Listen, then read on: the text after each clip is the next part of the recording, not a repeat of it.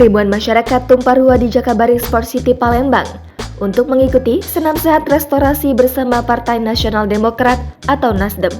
Kegiatan ini diadakan dalam rangka ulang tahun Nasdem ke-11 yang dihadiri langsung oleh Ketua Umum Partai Nasdem Suryo Paloh, Ketua DPW Nasdem Sumsel Hermanderu, Ketua DPD Nasdem Kota Palembang Fitriyanti Agustinda, Samantha Tiffany, dan lain-lain.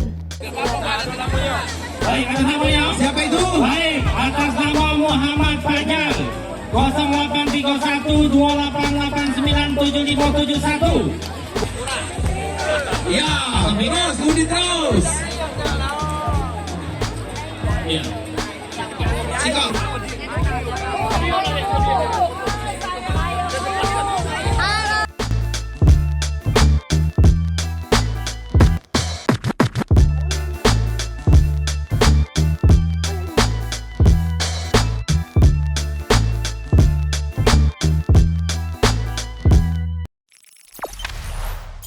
Jangan lupa subscribe, share, komen, dan like ya.